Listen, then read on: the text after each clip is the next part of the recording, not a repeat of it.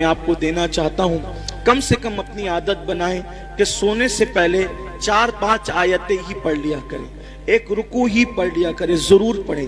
آپ دیکھیں قرآن شریف میں ایک سورت ہے، قرآن شریف میں ایک سورت ہے، اگر سونے سے پہلے اس سورت کو آپ پڑھ لیں، روزانہ پڑھنے کی عادت ڈالیں، تو یہ سورت کی تاثیر یہ ہے کہ آپ جو سوچو گے وہ ہوگا، جو سوچو گے وہ ہوگا۔ اس سورت کا نام ہے سورہ مزمل، 2 رکوع پر مشتمل ہے یہ سورت، اور 5 منٹ سے بھی کم کا وقت لگتا ہے۔ 5-6 دن اگر آپ اس کو ریگولر پڑھیں گے نا سورہ مزمل کو، تو آپ کو یہ زبانی یاد ہو جائے گی، اور آپ سورہ مزمل پڑھنے کے عادی بنے، جادو سے بچیں گے، سحر سے بچیں گے، بلاؤں سے بچیں گے، یہ ہے۔ پھر بھوکمری سے بچنا ہے، فاقہ کشی اور غربت سے، یعنی مالدار بننا ہے۔ سوتے ٹائم سورہ واقعہ کی تلاوت کریں، سورہ واقعہ مالدار بنانے والی صورت ہے۔ ایک مرتبہ حضرت سیدنا عبداللہ ابن مسعود رضی اللہ تعالیٰ، آپ کے وصال کا وقت قریب تھا، حضرت سیدنا عثمان غنی آپ کے گھر گئے، اور جانے کے بعد کہنے لگے، بھائی عبداللہ آپ کی بڑی دینی خدمات ہے، اب ایسا لگتا ہے کہ تم دنیا میں زیادہ دن تک نہیں رہو گے، اور تمہاری بیٹیاں ہیں، اور آپ مجھے وصیت کر دیں کہ میں آپ کی بیٹیوں کے لیے کیا خدمت کر سکتا ہوں۔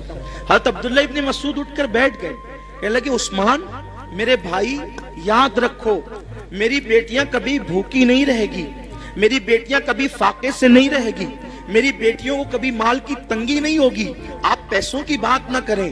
حضرت عثمان غنی نے کہا کیوں عبداللہ، ہم تو یہ سمجھ رہے تھے کہ تمہارے پاس مال نہیں ہے، اتنے یقین سے جو بات کہہ رہے ہو ایسا لگتا ہے کہ شاید تم نے بیٹیوں کے لیے بہت مال اکٹھا کر رکھا ہے۔ عبداللہ بن مسعود کہتے ہیں نہیں، بیٹیوں کے لیے مال اکٹھا نہیں کیا ہے، مجھے اپنے نبی کے فرمان پہ بھروسہ ہے۔ اللہ کے رسول علیہ السلام نے فرمایا کہ جو سونے سے پہلے سورہ واقعہ کی تلاوت کر لے گا اس کے گھر میں کبھی فاقہ کشی نہیں ہو سکتی۔ میں نے میری بیٹیوں کو سورہ واقعہ کی تلاوت کرنے کا عادی بنا دیا ہے، جب تک وہ سورہ واقعہ پڑھتی رہے گی انشاءاللہ کبھی ان کو فاقہ کشی کی نوبت نہیں آئے گی۔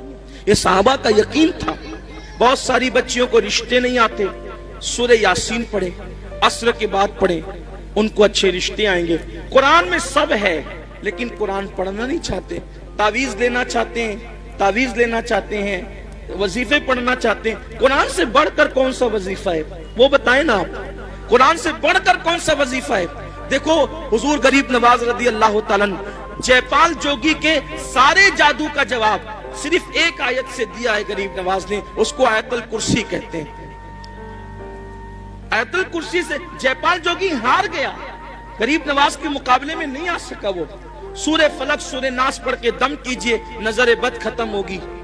بچے جو شام کے وقت رات رات بھر روتے ہیں، فلق اور ناس پڑھ کر دم کرو، بچے رونا بند کر دیں گے، نہیں روئیں گے بچے۔ نظر لگتی ہے 3 مرتبہ لیلاف قریش پڑھو، نظر فوراً ختم ہوگی۔ اب آپ کہیں گے ہم تو کرتے ہیں نا لیکن اثر نہیں ہوتا، یہی بات خاص ہے، یہ بات خاص ہے۔ ایک مجھے بہت خوبصورت بات یہاں یاد آئی، ہمارے مرشد آبرو سلسلہ چشتیہ شہباز اولیاء حضرت سیدی بابا فرید الدین گنج شکر رضی اللہ تعالیٰ، یہ سلسلہ چشتیہ کی آبرو ہے بابا فرید، بڑے پیارے بزرگ ہیں بابا فرید الدین۔ غریب نواز نے کہا تھا قطب الدین ایسے شہباز کا تو نے شکار کیا ہے کہ اس کے ذریعے سے قیامت تک تیرا نام زندہ رہے گا۔ بابا فرید کے پاس ایک عورت آئی اور آ کر کہتے سرکار میری بیٹی کی شادی ہے، پیسوں کا انتظام نہیں، سرکار انتظام کر دیں۔ اب وہ اللہ والے لوگ، اور بابا فرید جیسا اللہ والا، بابا فرید جب پاک پٹن میں رہنے گئے تھے شروع میں تو ایک درخت کے نیچے قیام تھا، اور جو کپڑوں کی پوٹلیاں اور جو سامان کی گٹریاں تھی نا وہ رکھنے کو جگہ نہیں تھی۔ پنجاب کے لوگ یعنی پاک پٹن کے لوگ بہت ستاتے تھے، رہنے نہیں دیتے تھے، تو سامان کہاں رکھیں اپنا، تھا تو تھوڑا ہی سامان، جگہ تو چاہیے، تو درخت پہ لٹکا کر رکھتے تھے سامان۔ اب جس کا خود کا چھت نہ ہو اس کے پاس آئیے کیا کہنے، میری بیٹی کی شادی نہیں، شادی ہے پیسے کا انتظام ہے۔ اب بابا فرید فرید مطلب فرید، یہ ان کا نام نہیں فرید، ان کا نام ہے مسعود اور ان کا لقب ہے فرید۔ فرید کا مطلب ہوتا ہے یکتا، یکتا، بے ہمتا، کوئی ہمسر نہیں، کوئی ثانی نہیں ان کے دور میں، وہ تھے فرید الدین۔ بڑھیا آئی، آنے کے بعد کہا پیسوں کا انتظام نہیں، سرکار بابا فرید نے کہا ایک کام کر مائی، وہ سامنے جو ڈھیلا پڑا ہے نا مٹی کا، وہ ڈھیلا میرے پاس لا۔ وہ ڈھیلا لائی، فرمایا پکڑ اس کو۔ اس نے ڈھیلا پکڑا، بابا فرید نے سورہ فاتحہ پڑھی 3 بار۔ کتنی بار؟ کون سی سورت؟ سورہ فاتحہ کا مطلب زور سے بولیے، الحمدللہ ہی سب کو یاد ہے نا؟ سورہ فاتحہ 3 بار پڑھی، دم کیا، فرمایا اس کو ڈھانک لے اور گھر جا کے کھولنا۔ ڈھانک لیا، گھر جا کر کھولا تو وہ سونا بن گئی، مٹی کیا بن گئی؟ سونا بن گئی۔ اب وہ شادی بھول گئی، انسان تو لالچی ہوتا ہے۔ بابا صاحب نے کتنا آسان طریقہ بتایا مٹی کو سونا بنانے کا۔ اس نے شادی بھول گئی، بولا یار ایک ڈھیلے پہ اگر پڑھا نہیں یہ سورہ فاتحہ تو پھر ایک ڈھیلے پہ کیا پڑھنا۔ وہ ڈھیلے ہی جمع کرتی رہی مٹی کے، پورا گھر بھر دیا ڈھیلے سے، اور جب رات ہوئی تو فاتحہ پہ فاتحہ، فاتحہ پہ فاتحہ، فاتحہ پہ فاتحہ پڑھتی رہی، پھونکتی رہی، پڑھتی رہی، رات سے صبح ہو گئی، وہ مٹی کے مٹی رہی۔ اس نے کہا بابا صاحب نے تو میرے سامنے یہی پڑھا تھا، اس کے سوا کچھ نہیں پڑھا تھا، اب سونا بنا دیا، اور میں رات بھر پڑھی، غصے میں صبح آئی، کہا سرکار کیا بات ہے یہ؟ فرمایا مائی کیا ہوا، تیرا مسئلہ تو حل ہو گیا، ناراض کیوں ہے؟ کہا کہ آپ نے سورہ فاتحہ پڑھا تو مٹی سونا بن گئی، میں پوری رات، آپ نے صرف 3 بار پڑھا تھا، میں پوری رات پڑھ کے پھونکتی رہی، وہ مٹی کے مٹی رہی۔ اور صحیح بتانا آپ نے فاتحہ کے سوا کچھ پڑھا تھا؟ کہا نہیں فاتحہ ہی پڑھا تھا، کچھ نہیں پڑھا تھا۔ تو کہا کہ آپ پڑھتے تو سونا، ہم پڑھتے تو مٹی۔